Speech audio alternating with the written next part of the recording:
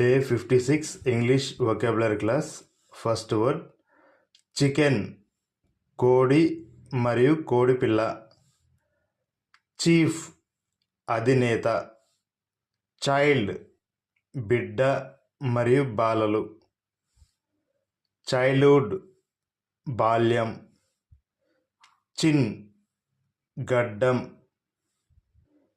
Chip, ముక్క. Chocolate, chocolate. Choice, ఎంపిక. చూస్, ఎంచుకొను. Chop, ముక్కలుగా నరుకుట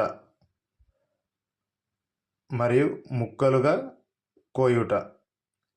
okay, that's all friends, today class enough.